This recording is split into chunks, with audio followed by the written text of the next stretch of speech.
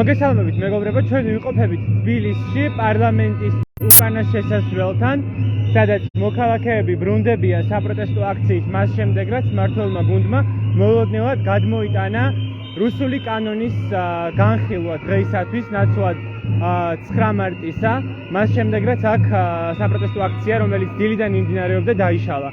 ამ ინფორმაციის გავრცელების შემდეგ მოქალაქეებმა დაიწყეს დაბრუნება პარლამენტის უკანა შესასვლელთან და როგორც ხედავთ, ისინი უსტვენენ, სკანდირებენ სხვადასხვა შეძახილს, ხელში უკავიათ საქართველოსა და უკრაინის დროშები, საპროტესტო შინაარსის პლაკატები და ასე შემდეგ.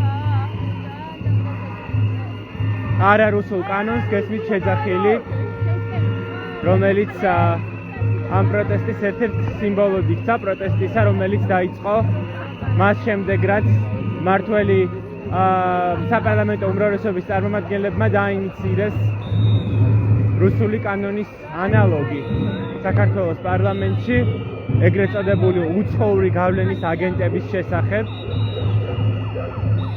რომელიც სწორედ ამ მადისკრედიტირებელი სახელდების ქვეშ მოქცევას უხადის მრავალ არასამთავრობო ორგანიზაციას და მედია საშუალებას, რომლებიც უცხო ქვეყნებიდან იღებენ დაფინანსებას.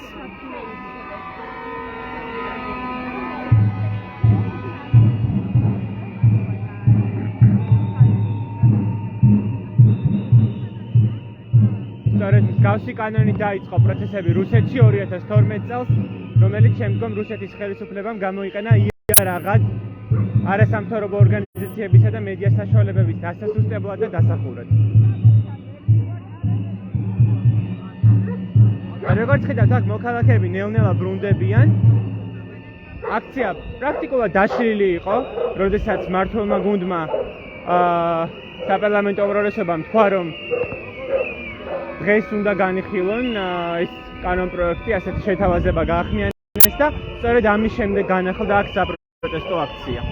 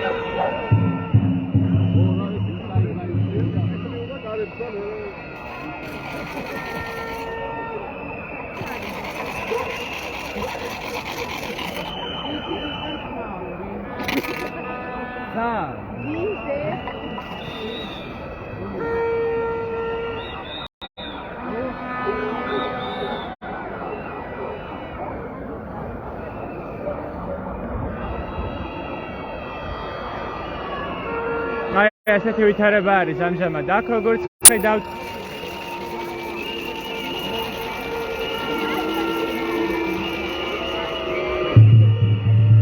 ადამიანებს მოტანილი აქვს საყვირები, სასტვენები.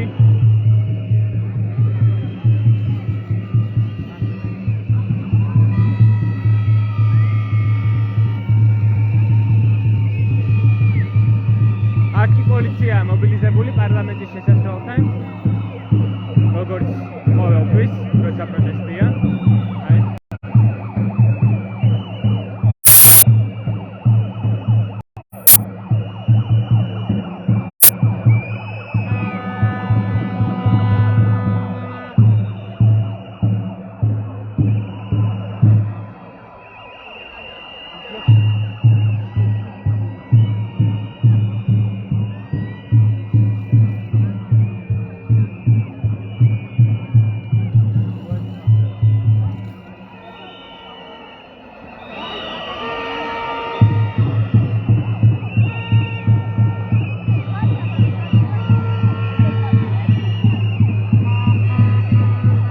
ასეთი ვითარება არის ამჟამად ადგილზე. პროტესტი გრძელდება, როგორც ხედავთ. აქ დავასრულებთ პირდაპირ ეთერს, თუმცა რა თქმა უნდა აქციის გაშუქებას გავაგრძელებთ ფოტომასალით, ვიდეომასალით, ასევე წერილობის ტექსტურად შეგიძლიათ წაიკითხოთ როგორც ნეტგაზეთის, ასევე ბათუმელების ვებგვერდებზე და ასევე თვალიადევნოთ მოვლენათა განვითარებას ჩვენს Facebook გვერდებზე. დიდი მადლობა რომ გიყურებთ.